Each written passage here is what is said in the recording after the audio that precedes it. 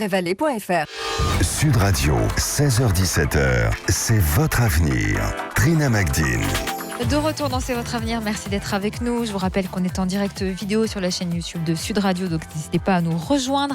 Et on attend bien sûr vos questions, 0826 300 300, si vous avez besoin des prédictions de notre médium numérologue Véronne, comme Émeric, qu'on retrouve tout de suite. Bonjour Émeric. Bonjour. Bienvenue à vous. Donc vous avez une question d'ordre sentimental, hein, c'est ça?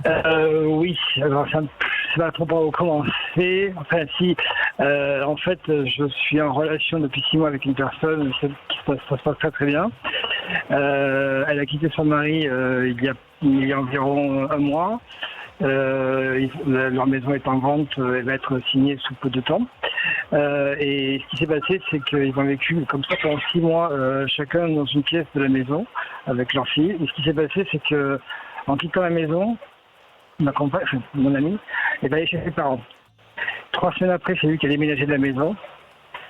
Et 3 semaines ou environ 3 semaines après, ce qui s'est passé, c'est qu'il a mal supporté cette séparation, à croire. Il nous a su ensemble lors d'une sortie avec sa fille et les enfants. Il a craqué, moralement, sûrement psychologiquement, enfin je sais pas. Enfin, en tout cas, il s'est retrouvé chez ses parents, dépourvu de tout. Il a passé 5 jours là-bas. Ils l'ont accueilli. Et j'ai senti avant déjà un changement.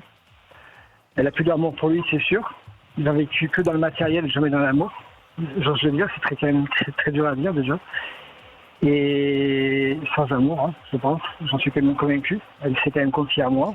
Malheureusement, depuis, c'est plus du tout la même. Elle a besoin de silence, elle me parle plus, j'ai plus de smiley, j'ai plus de contact. Enfin si, c'est des petits contacts par-ci par-là, mais c'est plus ce qui a été un temps. Voilà. D'accord. Est-ce qu'elle l'a quitté pour vous? Oui. D'accord. Et elle lui a dit ça? En fait, je vais être honnête. Ils avaient déjà failli divorcer il y a 1 an. Ils n'ont pas divorcé, la raison je ne sais pas. Ils sont restés ensemble, mais le couple n'en est pas du tout. Je pense qu'elle cherchait, comme moi, à rencontrer quelqu'un. Moi, j'étais seul sans être seul.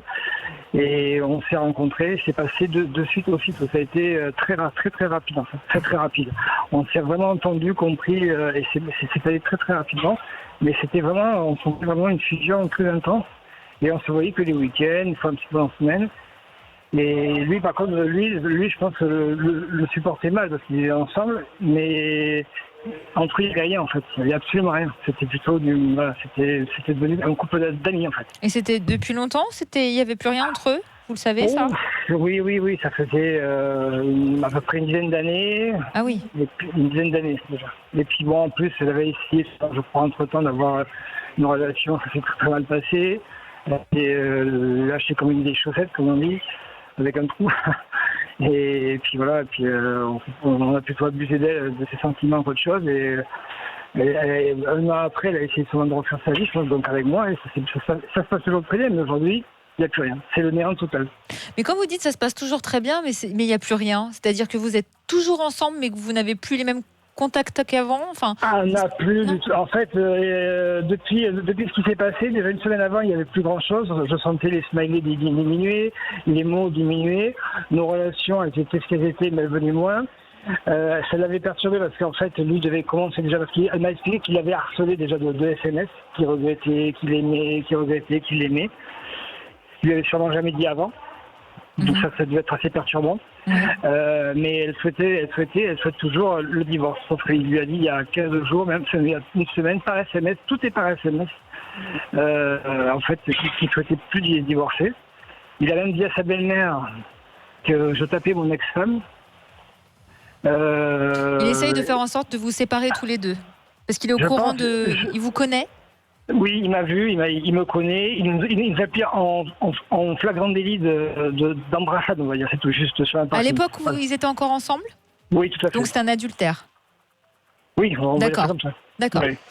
Alors, Véronne, Qu'est-ce que vous percevez pour cette relation ? Je perçois déjà beaucoup, effectivement, l'ex-compagnon de votre compagne. Il est vrai qu'il veut mettre tout en œuvre, effectivement, pour faire, entre guillemets, capoter cette relation que vous avez avec. Et visiblement, pour l'heure, il y arrive. Elle, quand je regarde un petit peu ses énergies d'incarnation, c'est un petit peu comme une des auditrices précédentes. Elle a vraiment son énergie d'incarnation principale qui est dans le monde de l'esprit. Donc, elle est en 7, elle est en chemin de vie 7. C'est quand même quelqu'un qui réfléchit beaucoup et qui peut partir dans les méandres de son esprit. Elle est très impulsive aussi. Alors, effectivement, elle peut prendre une décision, puis en prendre une autre. Vous n'êtes quand même pas pareil, puisque vous me faites penser à un papillon, à un oiseau. Vous aimez bien quand même être libre. Vous avez besoin quand même de gaieté, d'optimiste, de faire des choses sympas, de communiquer. Et là, on peut pas dire qu'effectivement vous soyez complètement en phase avec elle. Quand je me positionne un petit peu sur son énergie par rapport à vous, je vois qu'elle vous aime bien, voire même plus que bien, mais elle a des doutes avec vous aussi quant à un engagement possible, en fait. Et elle se demande si finalement elle veut s'engager ou pas. Donc vous n'avez pas rêvé quand vous dites j'ai moins de SMS, il y a moins de smiley, parce qu'elle est effectivement vraiment dans l'analyse et elle peut se mettre aussi beaucoup dans le silence, Oui, non, si je peux me permettre, le silence, Allez-y. le silence, elle a dit qu'elle a toujours fonctionné comme ça. Elle a pensé que par elle-même, qu'elle a toujours éduqué sa fille seule et qu'elle a toujours fait seule les choses. Alors pourtant, ils étaient en couple. Et là, depuis peu, son mari s'occupe de sa fille plus que d'habitude, parce qu'il s'est retrouvé tout seul. Et hier soir, patatrac, mes enfants sont intervenus parce qu'en fait, ce qui s'est passé, c'est que ma fille vivait mal, pas forcément la relation, mais c'était un petit peu compliqué. Et hier soir, il y a un petit SMS de ma fille vis-à-vis d'elle, qui a été, alors je peux pas savoir ce que c'est parce que c'est entre elles, malheureusement, mais elle a bien précisé qu'elle nous aimait tous les trois. Ça, je me souviens. Voilà. Alors, de toute façon, effectivement, j'avais vu beaucoup un enfant et cet enfant compte beaucoup dans l'avenir de votre relation et surtout dans la décision qu'elle va prendre avec vous. Pour moi, la période actuelle n'est pas positive à un rapprochement de toute façon, donc vaut mieux attendre un petit peu, parce que de toute façon, essayer de la faire changer d'avis, pour l'instant, ça n'amènerait à rien. Pour l'instant, je la vois, elle ferme plutôt la porte, clairement. Maintenant, quand j'essaye de voir si effectivement elle va revenir un petit peu plus dans votre vie sentimentale, et pour fermer le temps, je vais me mettre effectivement dans les 12 mois, on voit qu'effectivement, il y a une ouverture qui est positive par rapport à ça. Mais, parce que pour moi, il y a un petit mais quand même, Aymeric, je ne suis pas sûre que sur le moyen terme, ça puisse vraiment vous apporter l'équilibre auquel vous souhaitez avec elle, parce que elle va quand même rester dans ses énergies. Merci Aymeric d'avoir été avec nous sur Sud Radio. On va accueillir Séverine, mais Vérone, je voulais juste vous poser une question. Vous parlez beaucoup de la notion de temps et cette notion d'espace-temps en voyance, apparemment, elle n'est pas... expliquez-nous. Elle est très complexe parce que tout le monde pense que le temps est linéaire. Or, c'est ce temps qui est là dans notre réalité matérielle. Or, le temps est circulaire. Il se trouve donc dans cette autre réalité, ce qui a été d'ailleurs confirmé par les scientifiques. Et nous nous déplaçons d'un événement à l'autre. Ce n'est pas les événements qui viennent à nous, mais nous qui nous déplaçons effectivement vers eux. Donc, tout le monde ne marche pas à la même vitesse, selon son passé, selon effectivement les problématiques qu'il a derrière lui. Donc, difficile de voir comment marche la personne. Une personne peut mettre, entre guillemets, une semaine pour aller à un événement, et l'autre, s'il marche avec un boulet derrière lui, il peut mettre un mois. Mais c'est-à-dire que plus on transporte de choses du passé exactement. Plus on va avoir du mal à avancer. Eh ben oui, c'est comme si le temps va être long. Oui, parce qu'on va avoir du mal, on va avoir une vitesse de tortue finalement. C'est ce qui rejoint un peu à dire qu'on a des blocages énergétiques, et donc c'est pour ça. Oui, mais c'est aussi des blocages mentaux en fait. C'est parce qu'on va garder de la colère, c'est parce qu'on va garder du chagrin, etc.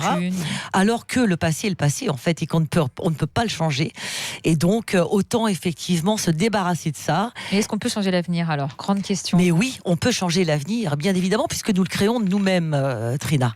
Donc par ce même procédé, oui, on peut changer l'avenir. Et d'ailleurs, heureusement que ça sert à quelque chose, sinon je ne ferais pas ce métier. Exactement. Et nous, on ne ferait pas cette émission. On retrouve Séverine maintenant. Bonjour Séverine. Oui, bonjour. Bienvenue à vous. Merci. On vous écoute pour votre question. Oui, bonjour. Donc voilà, ma question elle est simple. Aujourd'hui, je suis salariée. Je suis avec d'autres personnes, des associés, pour monter un projet, monter notre entreprise. Et je voulais savoir si ça allait se faire et quand est-ce que j'allais devenir riche, enfin. Voilà, c'est la question qu'on se pose tous, je crois. C'est ça. Alors, l'entreprise que vous souhaitez lancer, c'est dans quel secteur ? Alors, c'est un secteur d'aide à la personne, de prévention, avec un côté santé. D'accord, et vous en êtes à quel stade à peu près pour l'instant ? Alors, on en est au stade où on a bien creusé le projet, on est en train de travailler sur la technologie, le développement pour avoir un prototype. Il va nous falloir lever des fonds et puis se lancer. Et alors, donc, vous avez des associés avec vous ? Tout à fait, on est 6. Et ce sont des amis à vous ? Alors non, ce ne sont pas des amis à moi.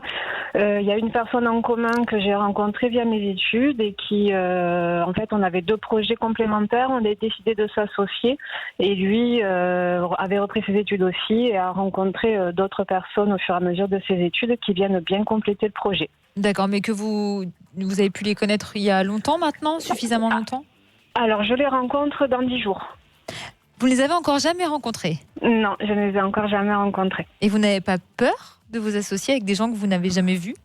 Alors, pour l'instant, les documents ne sont pas faits. Donc, pour l'instant, on n'est pas associés. On est associés dans l'idée. Donc, voilà, on va se rencontrer. Et puis, de toute façon, je pense que s'associer avec des personnes qu'on connaît peu ou des personnes qu'on connaît depuis sa plus tendre enfance ne présage pas du succès. Ça, c'est pas faux. Voilà. Ça, c'est pas faux. Vérone. Alors moi, quand je regarde un petit peu ce projet, parce que j'aime bien regarder déjà où on met les pieds, je trouve qu'on est sur un projet qui est très intéressant. Quand je dis très intéressant, qui peut véritablement fonctionner. On n'est pas sur une utopie, clairement. Pour autant, il reste quand même des choses à éclaircir. C'est comme si que le livre n'était pas encore complètement écrit. Tout à fait. Mais qui, pour l'heure, ne sont pas encore solutionnés. J'ai peut-être aussi une histoire de locaux, même si pour l'instant vous ne l'avez pas en tête. C'est quelque chose qui va effectivement ressurgir. J'ai une femme. Alors c'est marrant parce que j'ai une femme. Déjà, la première personne que j'ai, c'est une femme. J'ai aussi des questions financières qui sont à régler. Donc ça fait pas mal de choses. Et un homme. Et lui, cet homme-là, je le vois quand même relativement important.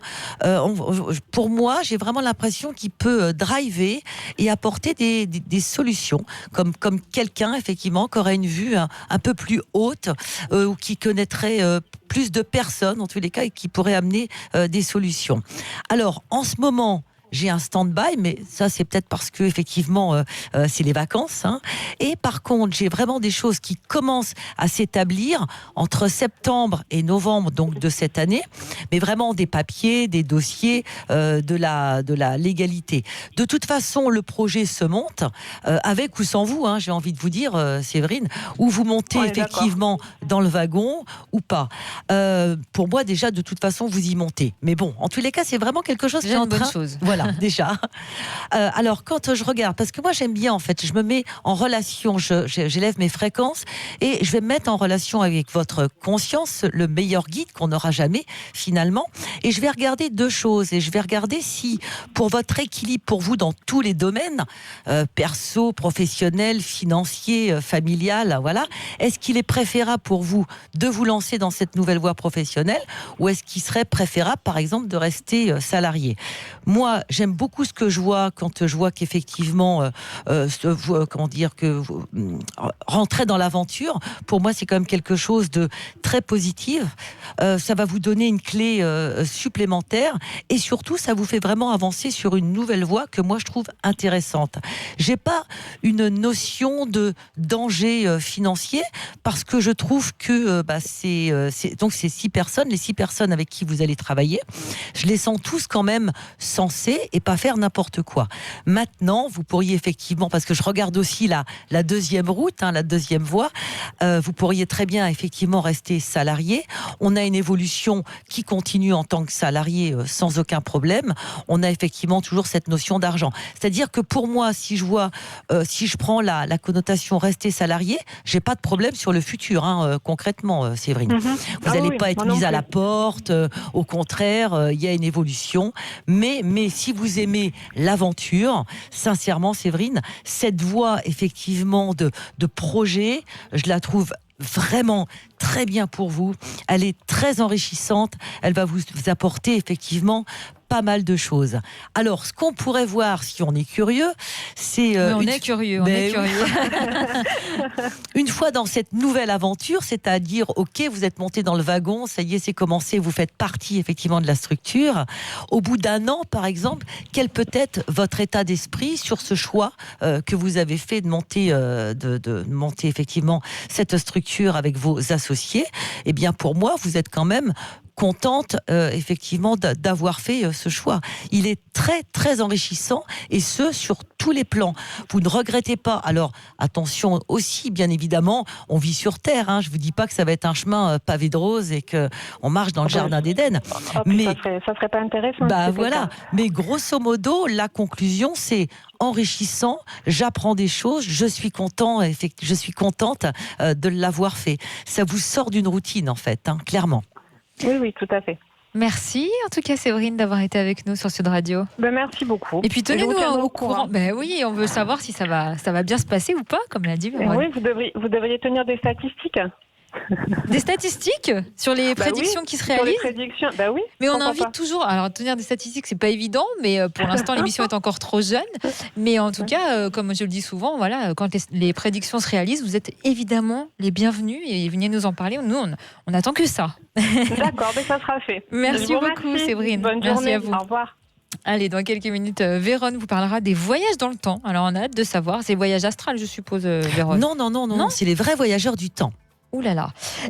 Bien entendu, elle continue à vous faire ses prédictions au 0826 300 300. Donc n'hésitez pas à nous appeler, vous êtes les bienvenus.